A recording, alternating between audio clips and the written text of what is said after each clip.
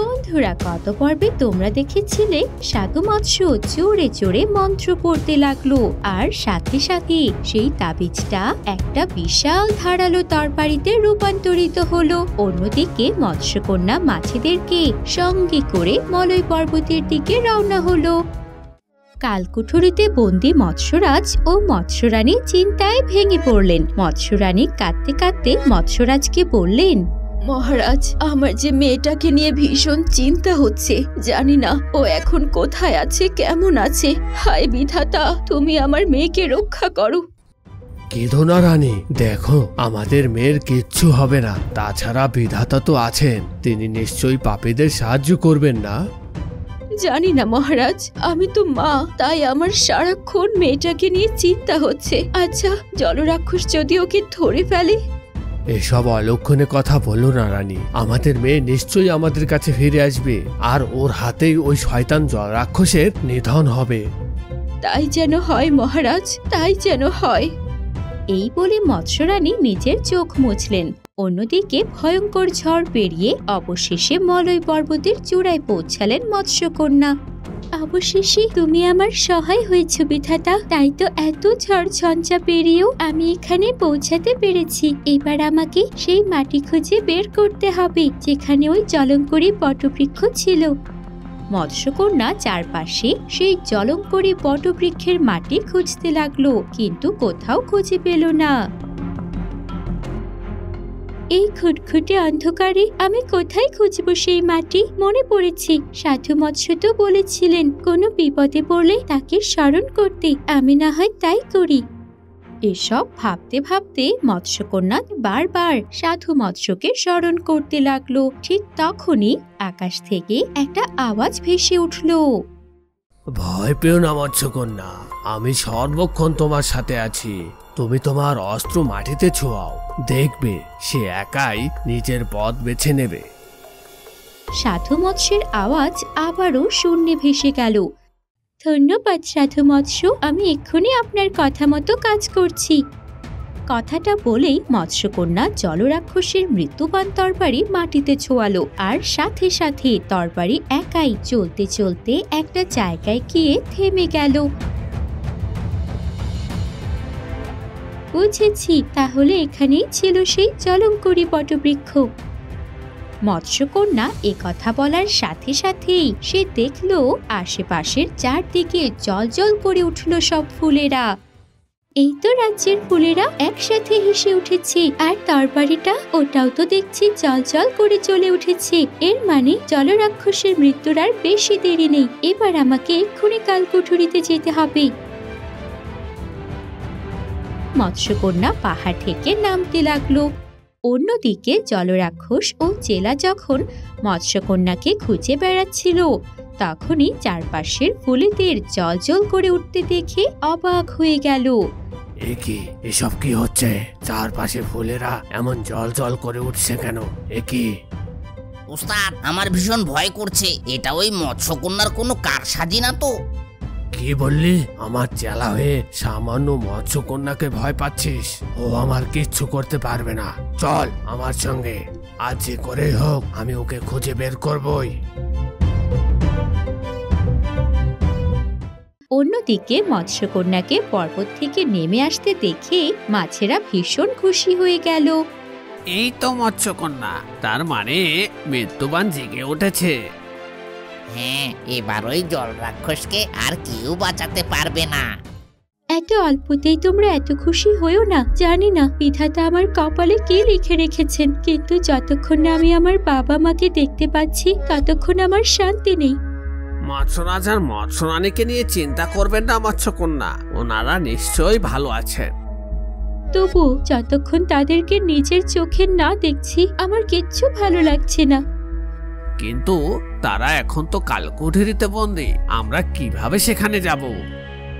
এই বলে সবাই ভীষণ চিন্তায় পড়ে গেল। পেয়েছি। আচ্ছা, যদি আমি রাজবাড়ির সবাইকে ঘুম পাড়িয়ে দেই, তাহলেও কি আমাদের কালকুঠুরিতে যাওয়া খুব কঠিন হবে? এসব তুই কি বলছিস? ঠিকই বলছি। আমি একটা পাতা চিনি, যেটা গুঁড়ো করে হাওয়ায় মিশিয়ে দিলে সেই গন্ধ যার নাকে যাবে সেই ঘুমে আচ্ছন্ন হয়ে পড়বে। এটা তো খুবই ভালো বুদ্ধি, কিন্তু সেই পাতা কোথায় পাবো? আপনি চিন্তা করবেন না মৎস্যকন্যা, আশেপাশেই কোথাও পাওয়া যাবে। আমি এক্ষুনি আসছি।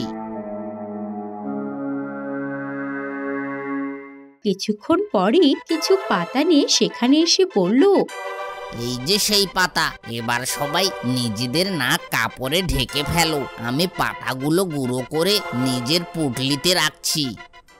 মাছের কথা শুনে সবাই নিজেদের নাক কাপড়ে ঢেকে ফেললো। এরপর মাছটা নিজের হাতের সাহায্যে পাতাগুলো গুঁড়ো করে করে নিজের পুঁটলিতে রেখে দিল। এবার চলুন মৎস্যকন্যা, এবার কেউ আর আমাদেরকে কালকুঠরিতে যেতে বাধা দিতে পারবে না।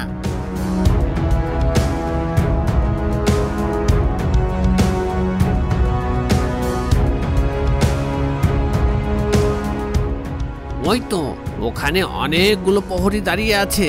এত প্রহরীর চোখ এড়িয়ে আমরা কি করে ভেতরে যাব?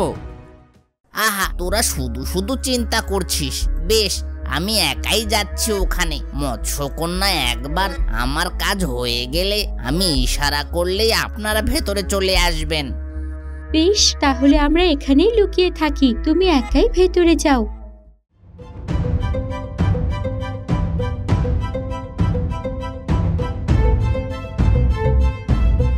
আরে আরে, কোথায় যাচ্ছিস? সামান্য ছোট মাছ হয়ে রাজবাড়িতে ঢোকার সাহস হলো কি করে তোর? দেখো প্রহরী, আমাকে ভিতরে যেতে দাও। স্বয়ং মন্ত্রী মশাই আমাকে এখানে ডেকে পাঠিয়েছে। মন্ত্রী মশাই? কিন্তু তোর নাকটা এমন বাঁধা কেন? কিন্তু মন্ত্রী মশাই তোকে কেন ডেকেছে সেটা তো বল।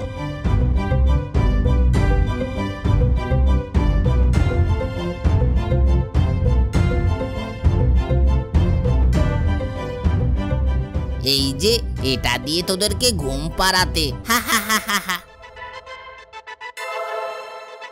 মাছের ইশারায় মৎস্যকন্যা ও অন্যান্য মাছেরা ভেতরে চলে এলো। দারুণ করেছো ছোট মাছ, এবার আমাকে বলো কালকুঠুরিটা কোন দিকে? আমি চিনি, আসুন মৎস্যকন্যা, আমার পেছন পেছন আসুন।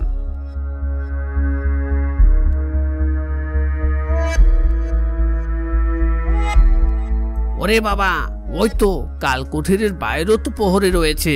এবার নির্ঘাত ধরা পড়ব।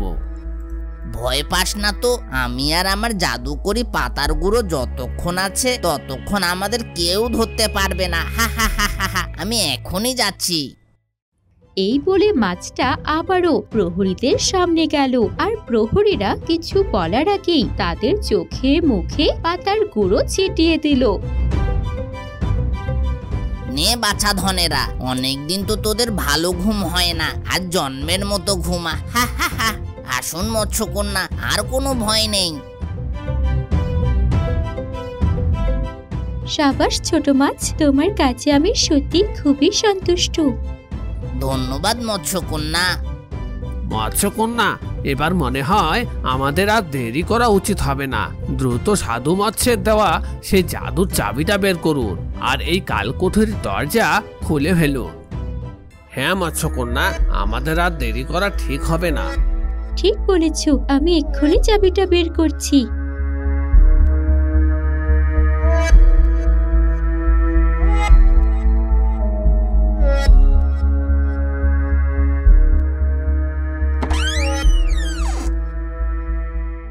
আরে পাস, দরজাটা খুলে গেছে। চলুন মৎস্যকন্যা, এবার ভেতরে চলুন।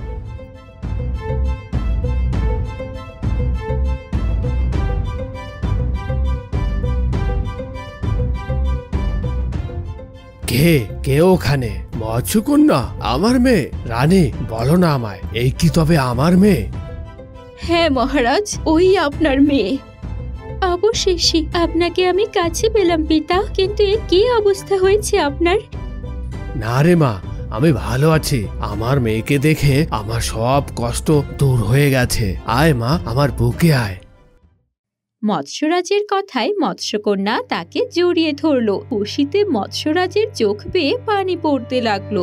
কাঁদবেন না পিতা, 16টা বছর ওরা আপনার উপর অনেক অত্যাচার করেছে, কিন্তু আর না, আসুক ওই শয়তান জলরাক্ষস, আমি আজই ওকে শেষ করে ফেলবো।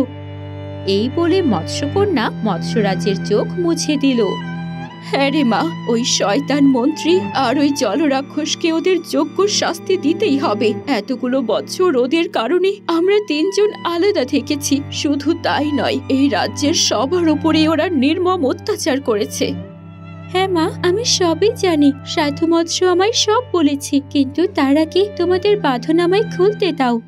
মৎস্যকন্যা যেই না মৎস্যরানীর বাঁধন খুলতে গেল, তখনই মন্ত্রী সেখানে এসে জোরে জোরে হাসতে হাসতে বলল, সবগুলো দেখছি একজোট হয়েছে। যেই পাখিকে ধরার জন্য আমি ছোটাছুটি করছি, আজ দেখছি সে স্বেচ্ছায় আমার খাঁচায় ধরা দিয়েছে।